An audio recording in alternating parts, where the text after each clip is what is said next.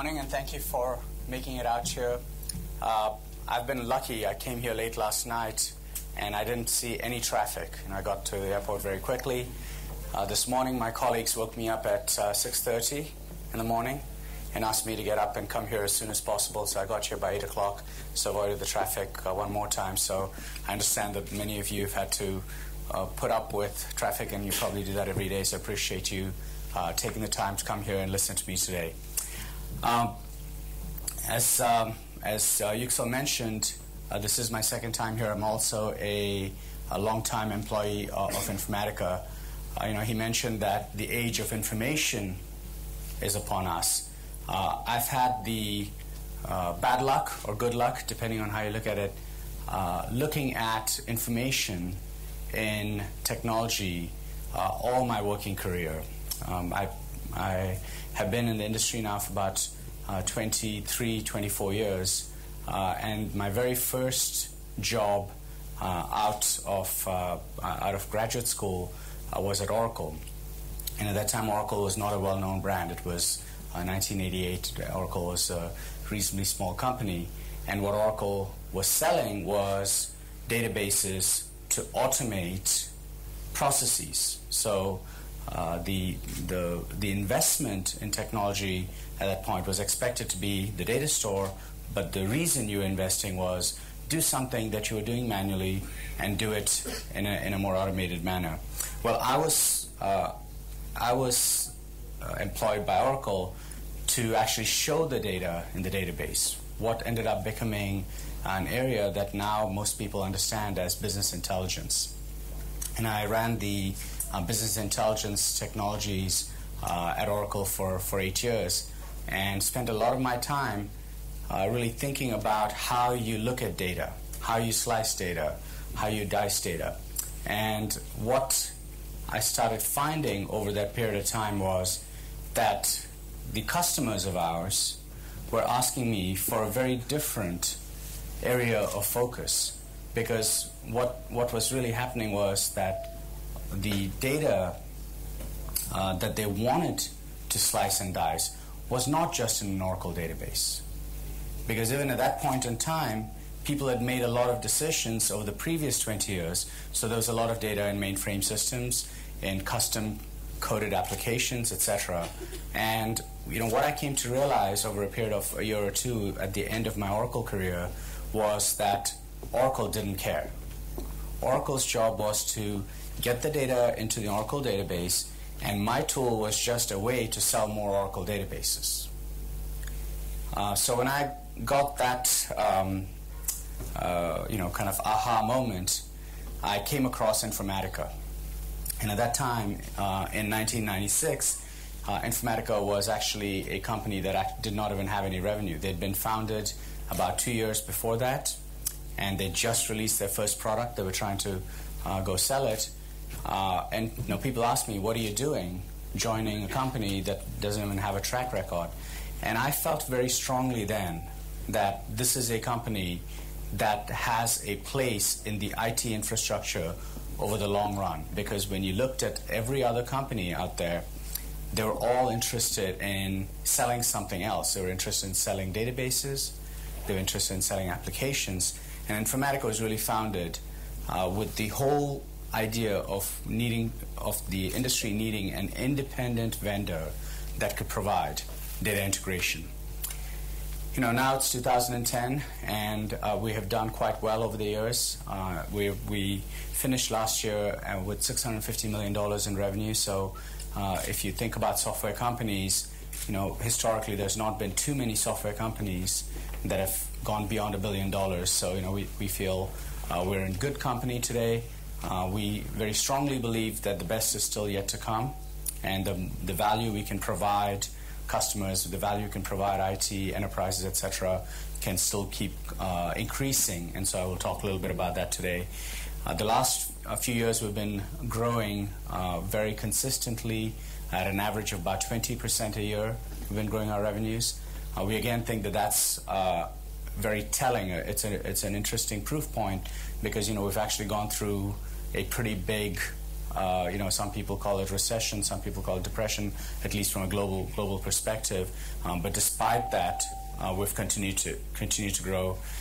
In some across the world, we have more than 2,300 employees, and that doesn't count the employees in our distributors, such as here in Turkey.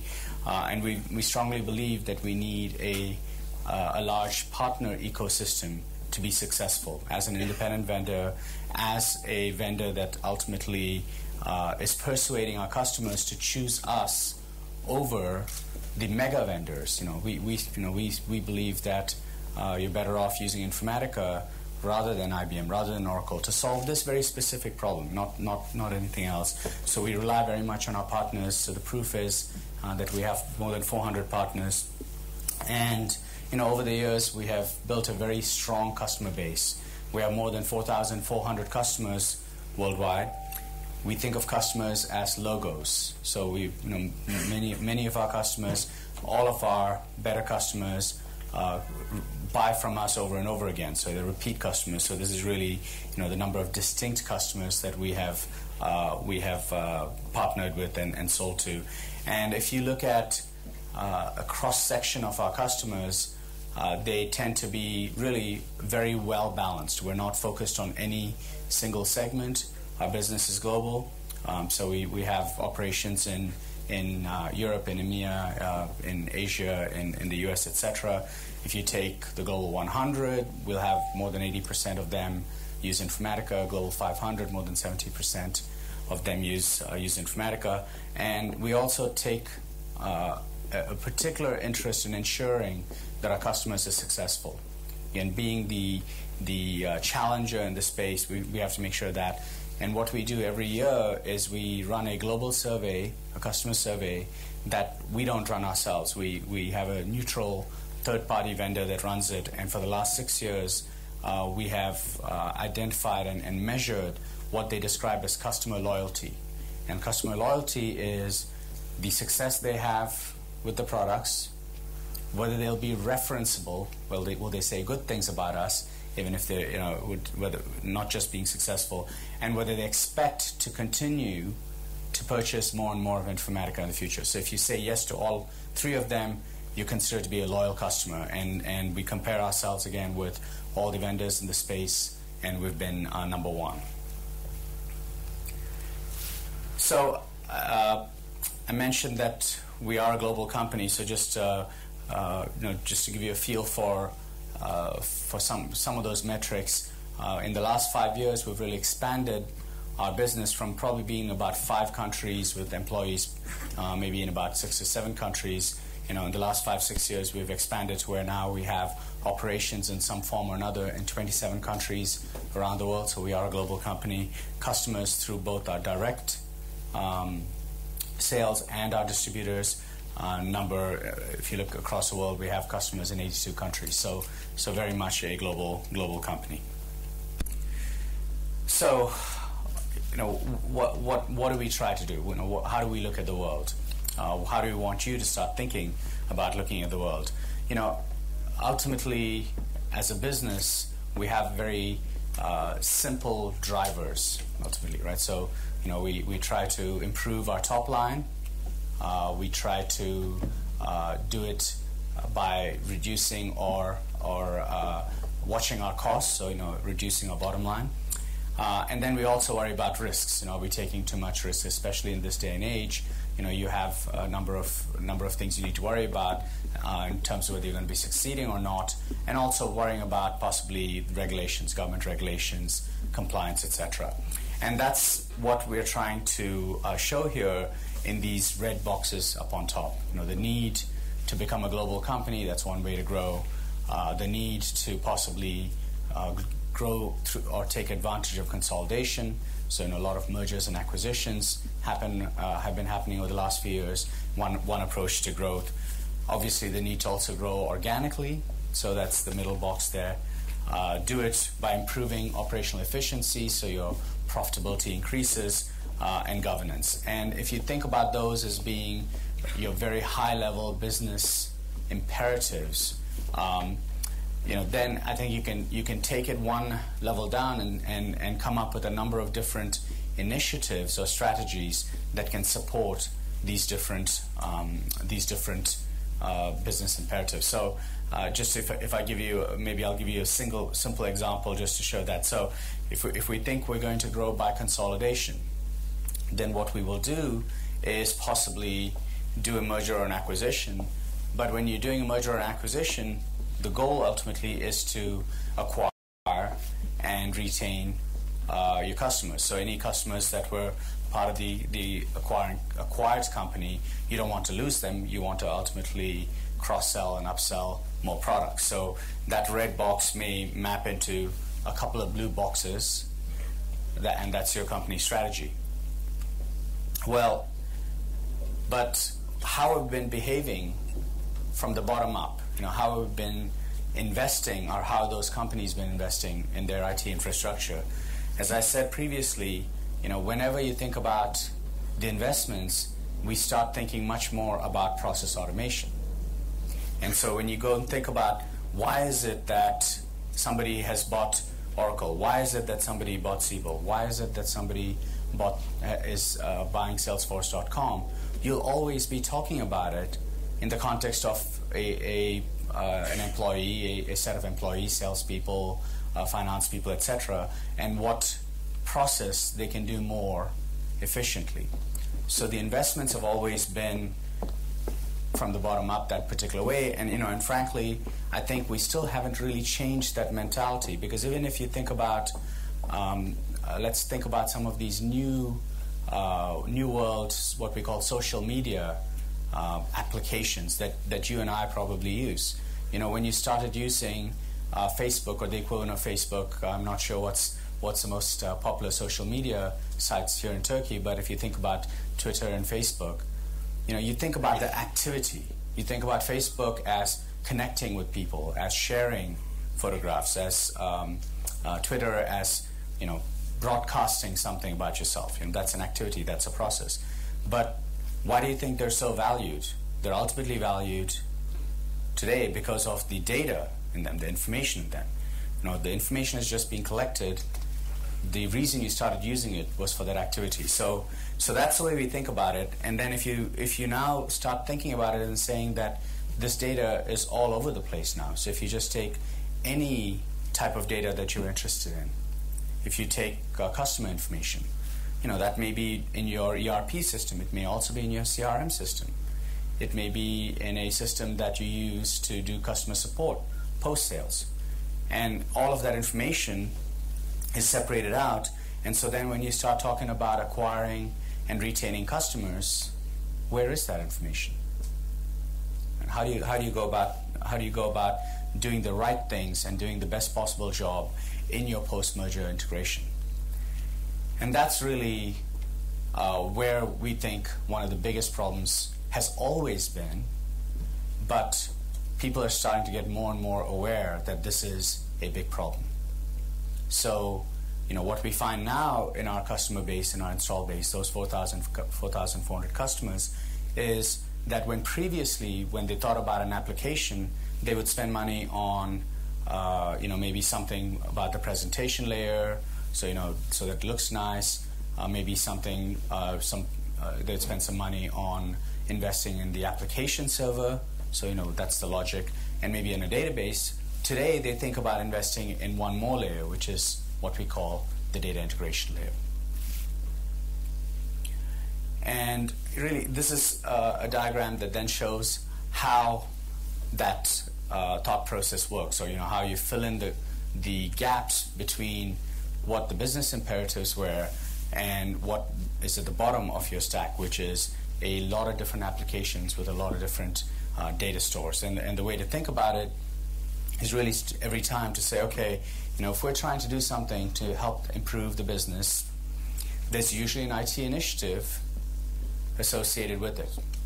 And the IT initiative will have usually kind of a slightly more, let me call it a technical name or an obscure name. But then we need to continue walking down and saying, well, what does that mean to the data project, to the data integration project? And maybe the one that hopefully more of you here know than anything else is most likely the leftmost column there, right? So what I was talking about my own career and my own experience really falls into that bucket first and foremost, because the way you sold the value of business intelligence to the business was to say you can make better decisions. Instead of making decisions blindly, instead of making decisions intuitively, you can capture and measure metrics and make those decisions. And we said, no, the initiative that you would undertake would be called business intelligence. But then what happened was, those first business intelligence tools really didn't have a data warehouse. They tried to go directly against a database. And we introduced in the late 1990s this idea of a data warehouse and saying, well, this is the way you could do the business intelligence. You can take all that data in all these different systems and you can move it into a single consolidated system. And that's a data warehouse. That same pattern holds true for any number of these business imperatives. And I'll just maybe give you one more example before moving on, because I don't want to necessarily sit there and give you, example after example. I think you'll hear some of these over the course of the day. But let's just take the next one and think about how that works. Modernize the business modernization. We all want to spend money to get the latest, greatest applications, to upgrade our current applications. And if you then went and talked to IT and said, well, what are you doing? Let's assume in this case it's not upgrading, that we're taking on a new application infrastructure. You would talk about it as retiring your legacy applications and turning on or going live with a new application. Well, till about 5 years ago, I would say most people, when they were doing that, would have in their project plan a line item that would basically be some sort of services. It would be something about loading the data into the system, or not even sometimes. It would just be part of the go live testing phase, right? And what would be happening is that once people implemented that new application and the logic, you don't start an application from scratch. You don't turn it on and say there's no information, no data in it. You need to actually have a lot of the data that was in your old application that you're retiring in the new application when you turn on the application. And till a few years ago, that was done by hand. So if you're using a relational database, maybe they were using SQL to load it. If you were maybe doing this even now, let's say with some of these newer software as a service cloud applications, you may be using Java and web services to load it. But more and more people now use they use data integration technology. They talk about it as a data migration project, and they actually have that really as a kind of a freestanding or a equal part of your legacy retirement process. And during that process, what they actually do is focus on the quality of the data that was in your old application, because over a period of time, the quality of information in these applications start getting worse and worse, and that's then the full stack that you use. You invest in data integration for your data migration, and then of course you invest in the rest of your technology stack to actually modernize your applications and modernize your business.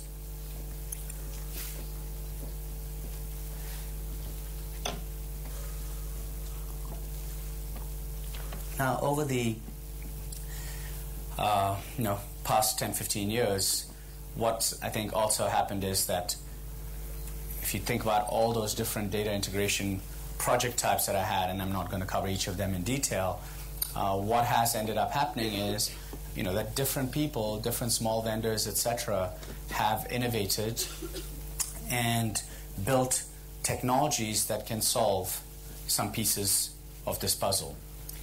But the reality is that if you think of each of these as a very separate problem, you end up spending actually a lot of time then effectively integrating across all your integration technologies.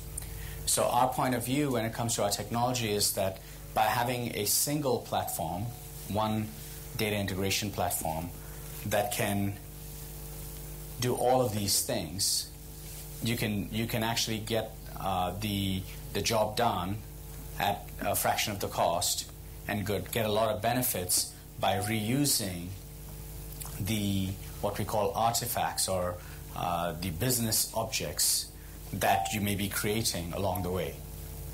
And just again, maybe just to stick with the two examples that I gave you and show you how that would work, if you used a data integration technology to do your migration from your old application into your new application, you've created some logic about what that information is.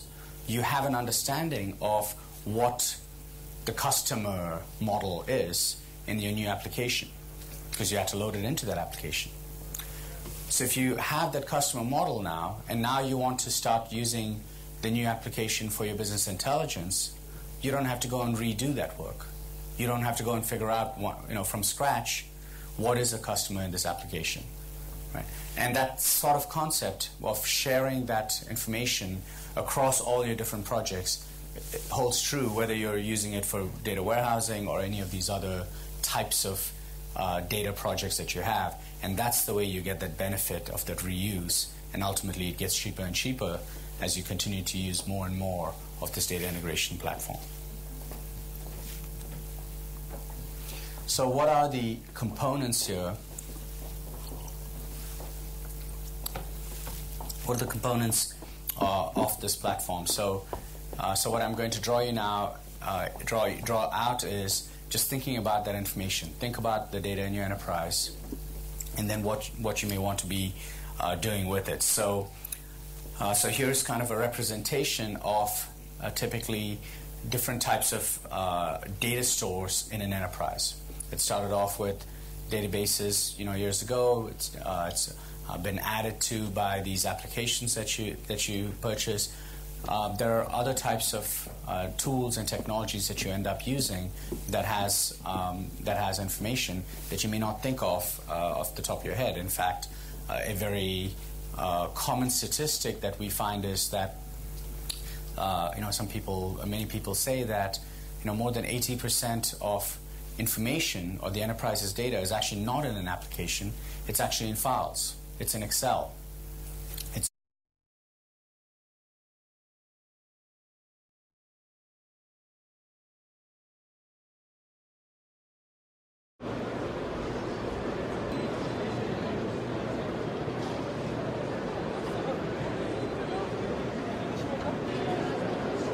Act like a bigger company.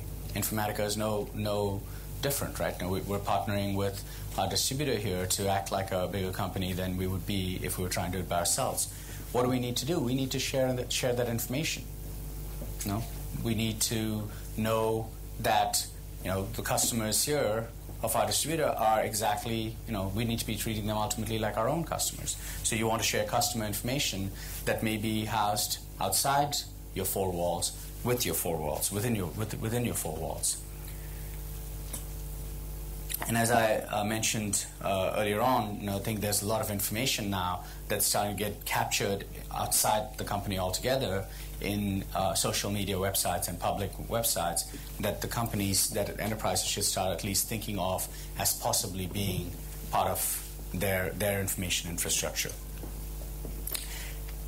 And to deal with all these different types of data in all these different locations, we think of we look at it as needing 5 different technologies to solve for that problem.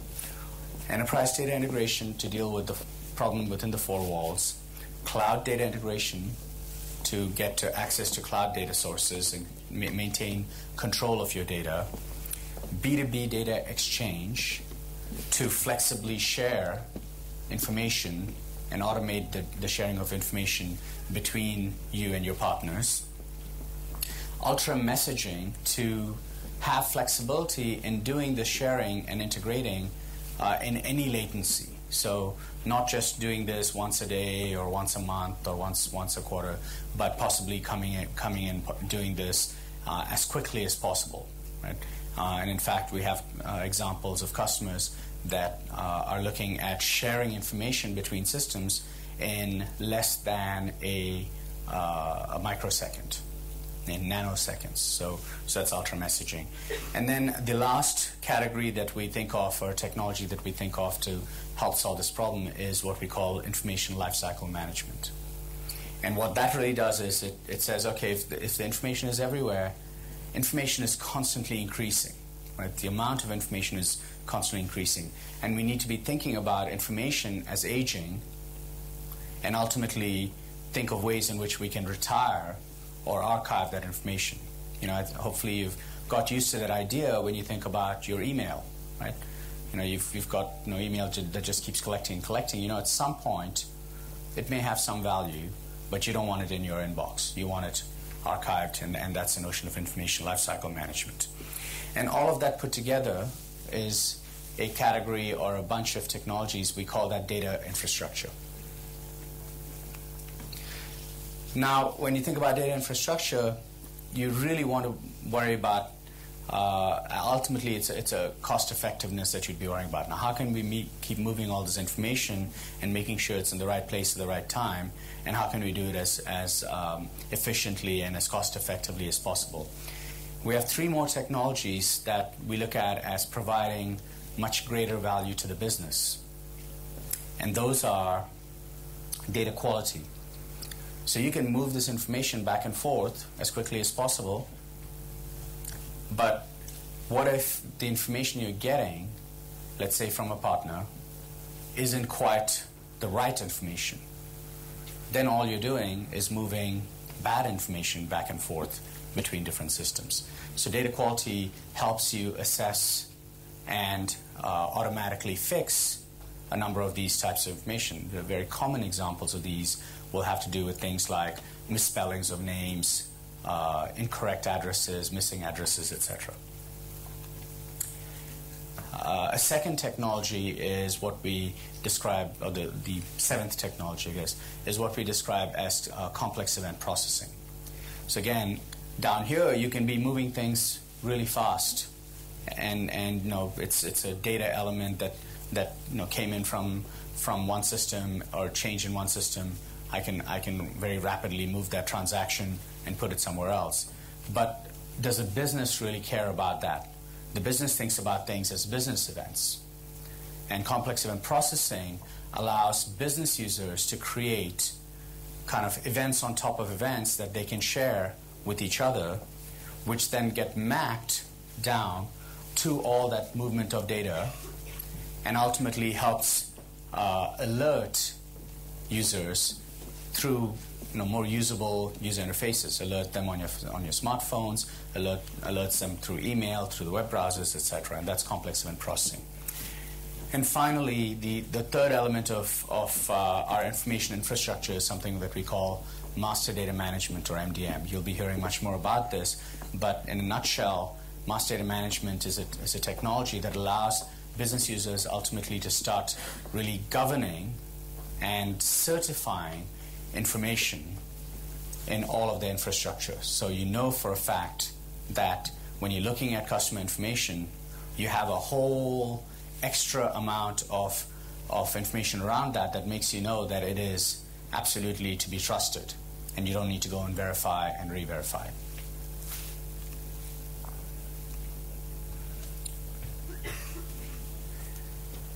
So those are the 8 categories.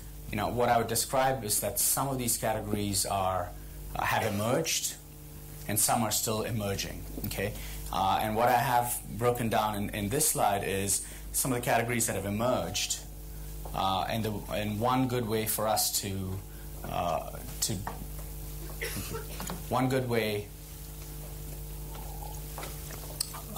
take that test to say, is this an emerged category or an emerging category, is to look at analysts and say, what do analysts say about these spaces? And what I've got here is just a sampling of some analysts and what they, how they look at some of these spaces. So when we talk about enterprise data integration, when we talk about master data management, data quality, the leading analysts such as Gartner and Forrester have waves and magic quadrants to map the various vendors in this space. And we take great pride in ensuring, and this is not just about the technology, it is putting all of those things together. It is obviously about the value of the technology, it's about Informatica's technology itself, and also our delivery of it. In other words, that customer loyalty that I talked about. And if you take all of those, what you'll find is that we end up being in the leaders quadrant of all of these charts. So whether it's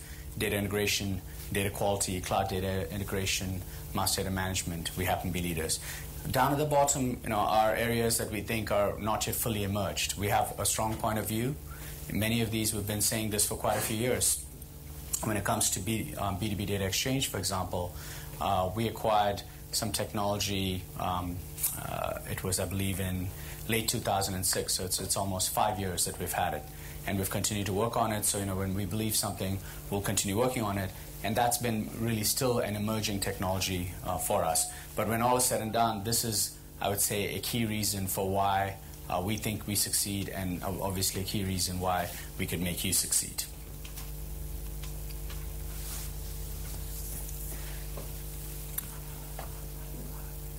Now, I've talked kind of maybe conceptually so far about the problem, so maybe I'll just give you a few examples. Again, I'm not going to walk through each of these. As I mentioned earlier on, 4,400 plus customers across all verticals, across all geographies. So maybe I'll give you just maybe 2 or 3 examples to give you a feel for the types of value that our customers have seen. And I think the best way to think about this is one, that we always look to do it ultimately more economically. What we say, do more with less. If you think about that do more with less idea, then you can actually keep moving it between different purposes based on your company's needs. So just to give you, let me just tell you what I mean by that. So maybe in 2007, it was actually a little bit more of do a lot more with a little more. Right? People thought everything was going great. By 2008, it wasn't about that. It was actually just about survival. Right? By 2010, people are starting to talk about revival. Let's reinvest, etc.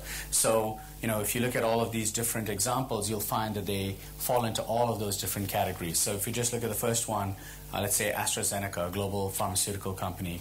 They've been a customer of ours since 1999 for their data warehouse. They actually are also a customer of ours for our master data management technology. They've recently become a customer of ours for our application ILM capabilities. But if you just look at what value they got out of their data warehouse, which we're the standard for, so managing all the information in the data warehouse, they ultimately look at the key value, and this is actually very fundamental to their business. What they've been able to do is, by managing the data warehouse through a data integration infrastructure, they have reduced over this period of time the time to bring their drugs to market. They've reduced it from an average of 12 years to 8 years. They've sped up the process of new drug introduction by 4 years, by 1/3. And many of these drugs ultimately make billions of dollars for this company. That's the value we bring to AstraZeneca. Let's take a slightly different example. Maybe it's not billions, but it's millions in this case. And that's a company like EMC. EMC is, hopefully, you're aware of them. They're a big tech company, storage vendor. They're more than a storage vendor. They've actually acquired a lot of companies over the last 5, 6, 7 years, many in the software space and in other areas. So what they ended up doing was, at some point, they realized that they had 21 different Oracle e-business applications from all these acquired companies. And by adopting Informatica's ILM technology, what they ended up doing is they were able to, in a 6-month period, retire 20 of those applications and move that information into a single Oracle e-business instance. And what they were able to do, just ignoring anything else, just the maintenance costs of those applications going forward, effectively paid for their software within those 6 months, within the next 6 months. Maybe just one more example to give you a feel for, again, value maybe on the top line, and that's Merrill Lynch. Merrill Lynch adopted, and again, Merrill Lynch has been a customer of Informatica's for a very long time and has had a number of our technologies adopted. Maybe a few years ago, they adopted our master data management technologies. And very specifically, what they were able to do was measure the fact that prior to installing or implementing a customer master data management hub, they estimated that 70% of their time, of their salespeople's time, their advisors' time, was being spent collecting information in preparation for conversations with their customers. And that's the data fragmentation problem. 70% of their time, that's 3.5 days a week of a 5-day working week, was being spent not talking to the customer, but spending time with their own internal people understanding the customer. They implemented a master data management hub, and they were able to shave off basically about a day and a half of that. Now they spend less than 2 days a week doing that, and the other 3 days a week now being productive, having productive conversations with their customers. Merrill Lynch actually is a company that has one of the highest productivity rates now per advisor. Right? So your sales productivity, in a sense, is best in class in the industry, and they attribute that success to using an MDM hub provided by Informatica.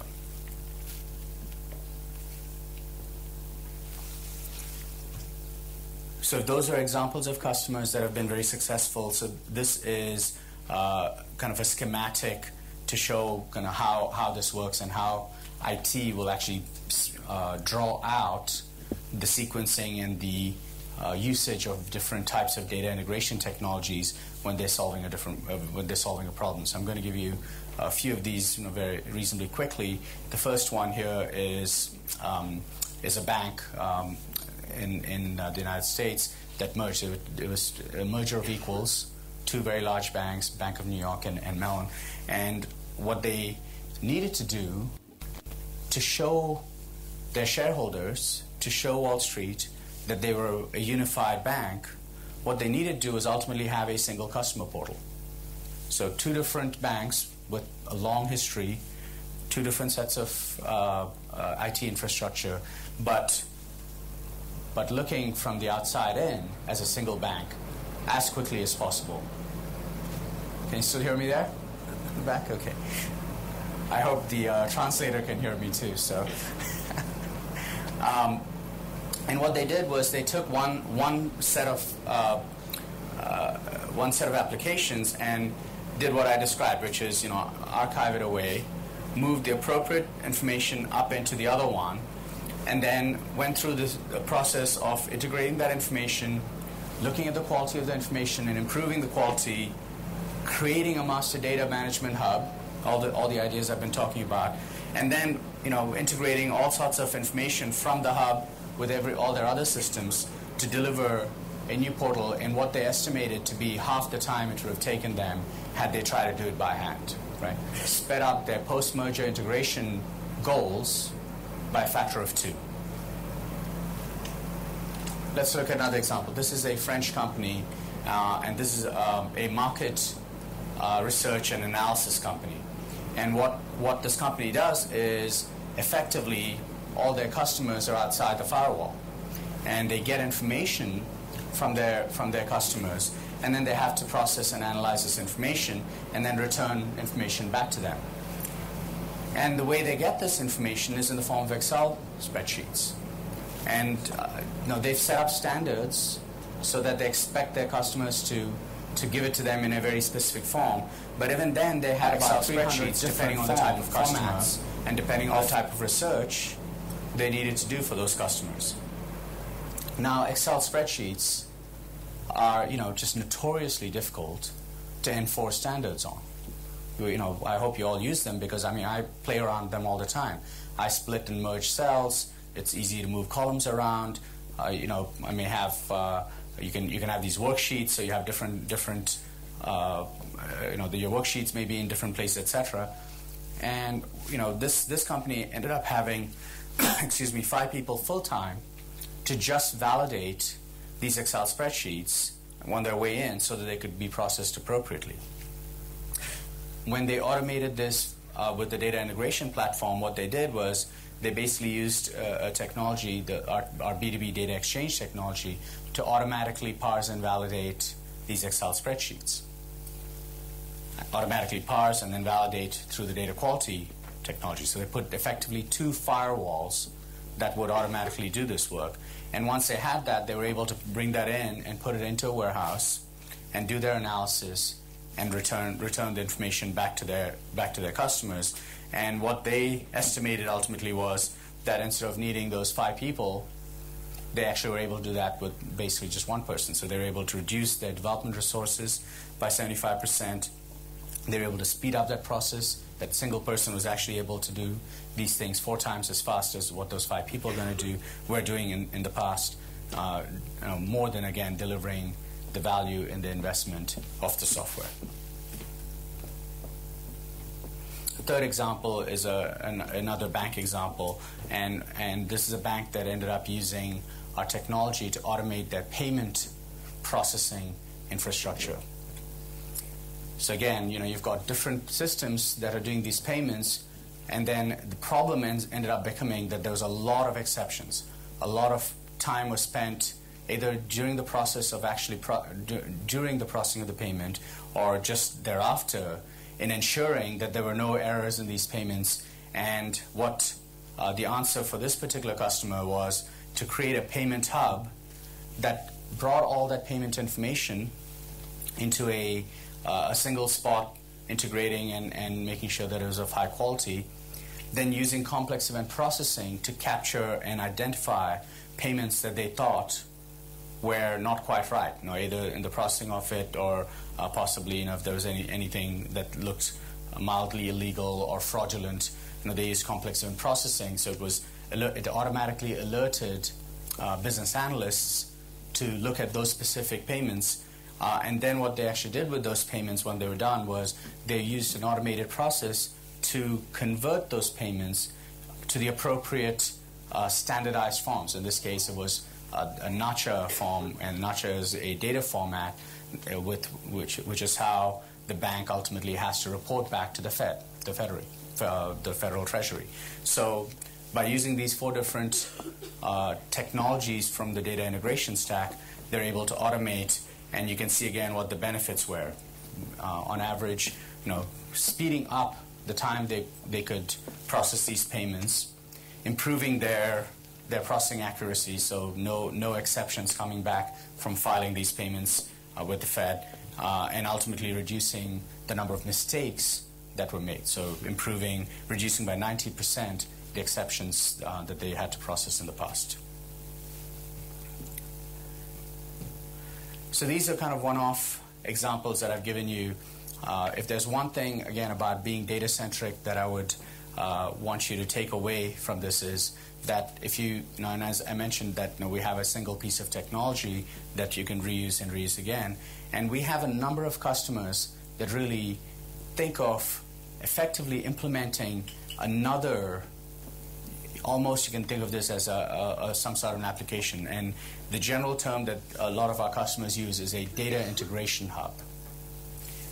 So by genericizing and thinking about applications as just either data providers or data consumers, and by having a single model, a canonical model, that they can map all these applications into this canonical model, they can start much more rapidly responding to any new integration need from different applications.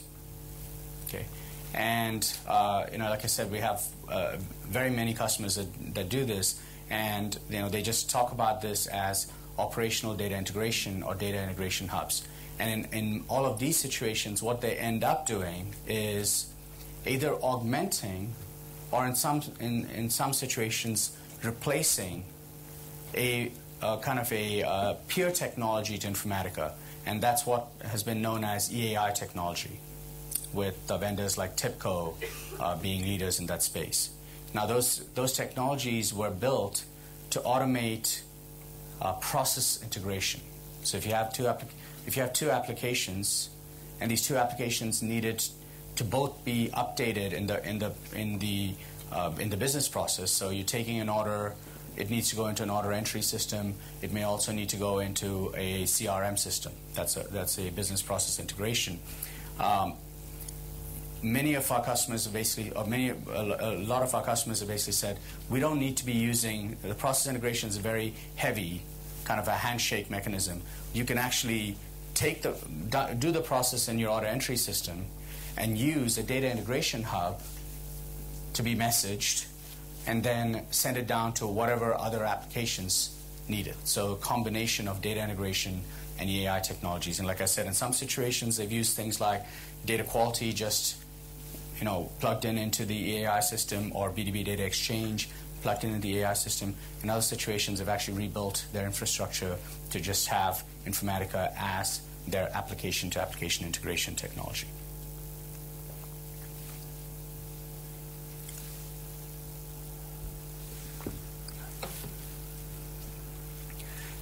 The slide's just to kind of prove or show that the proof is in the pudding here. We talked about needing to be independent. We actually work very well with every technology provider, every systems integrator. We're always open to partnering and working well with them.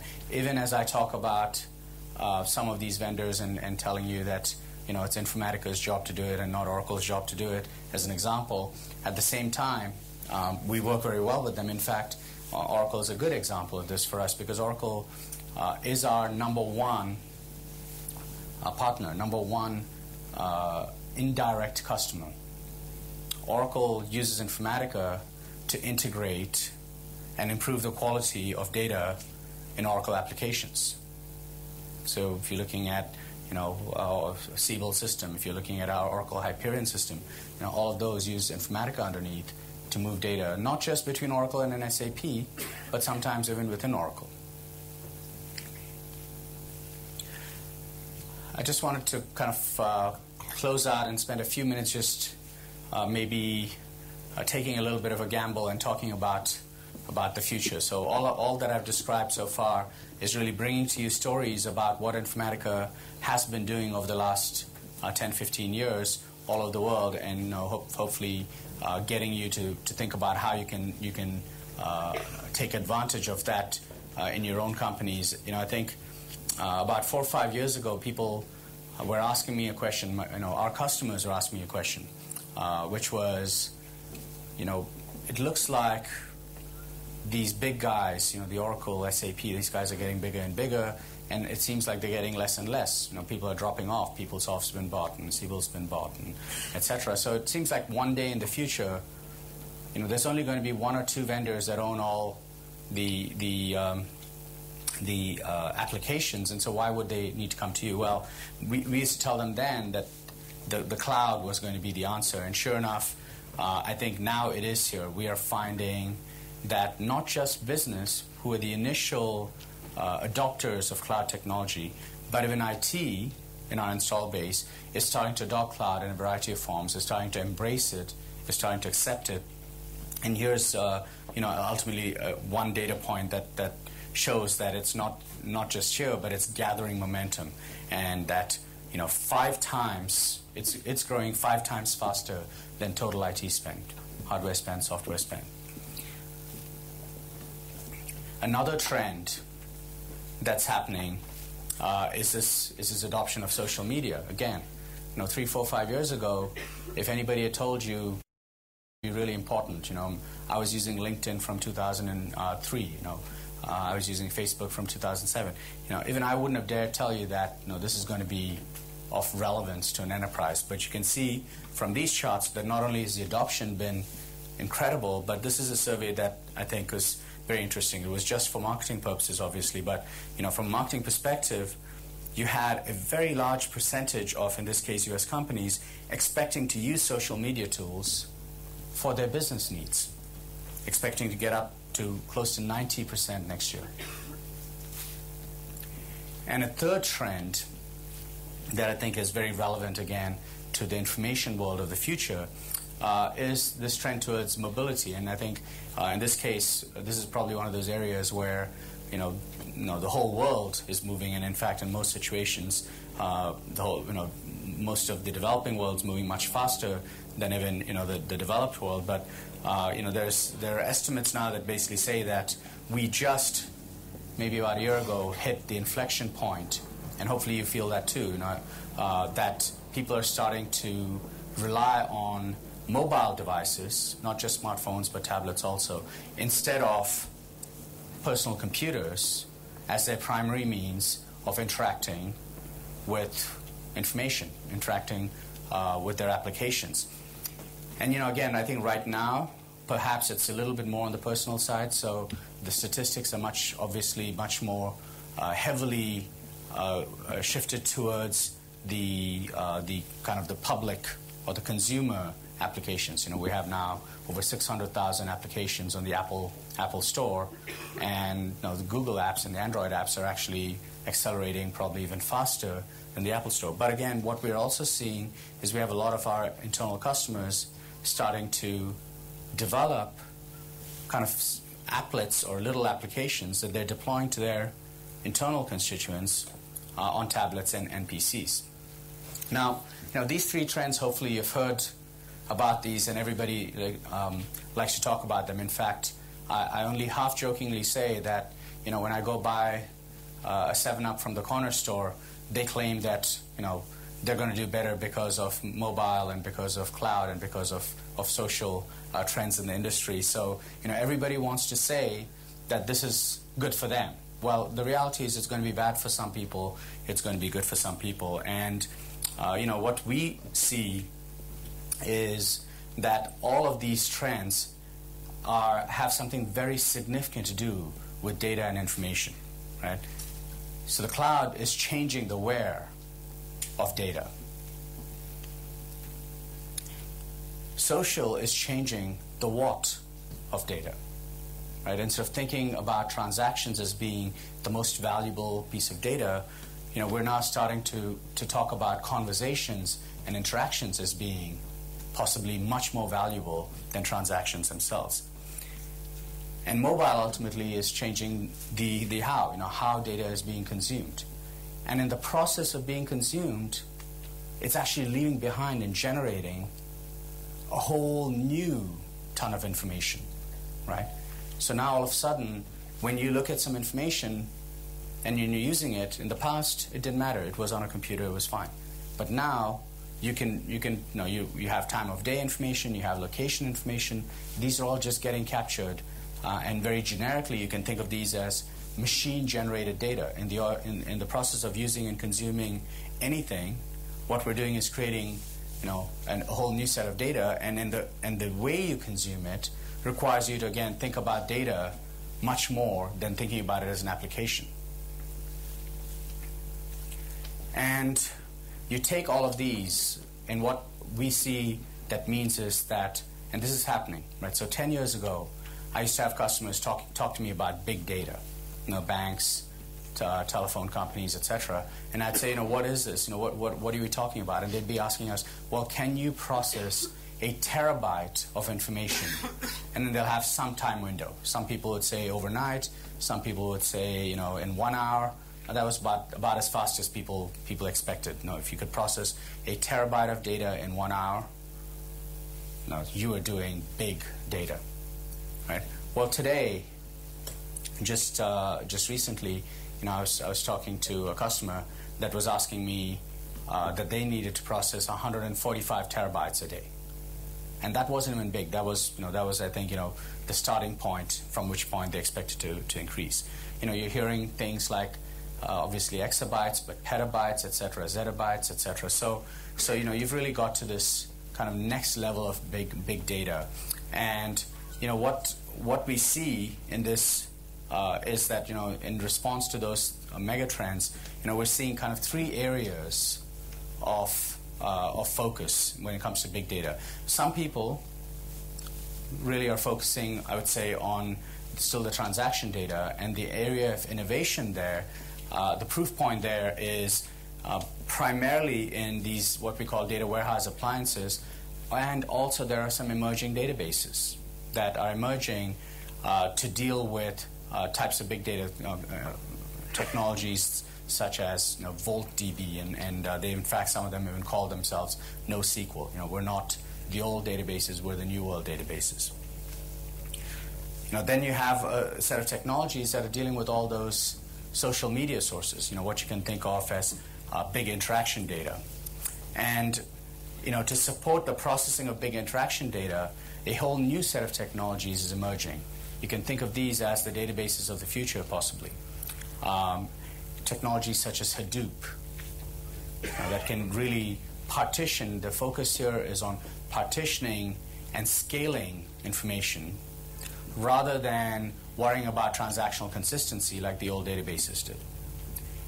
And what we see is that in this new world, sooner or later, all enterprises are going to need to embrace all of these three different trends. And it's not just one or the other. You're going to have to use all of it. Every company that we've seen that has started adopting some of these technologies like big data processing and big interaction data, they don't replace it. They don't replace their Oracle database. They have it in addition to their Oracle database, to their Teradata database, etc. And the problem is just going to get an order of magnitude more complex over the coming 10 years. And we see that data integration, and specifically big data integration, being in the confluence of these three trends, and Informatica's technologies ultimately are being focused, and I'm spending my time, providing value to this emerging trend that's being caused by this move to the cloud, the adoption of social, and the adoption of mobile devices. So just, in conclusion, I guess, as you kind of walk away today after you hear from everybody else, what I urge you to think about is, go back and think about it and say, do you have in your organization really a process-centric or an application-centric thought mind process? Or do you have examples of where you're starting to value the information, the data, much more? And if you do have that, I urge you to start kind of talking about that and getting it more and more. And if you don't, think about that first project that you can actually bring in the value of the data. It could be anything. It could be the data quality. It could be something that's being done by hand. Think about that and propose that you can do something for your next project that'll be a little cheaper, a little faster, and a little better. Thank you.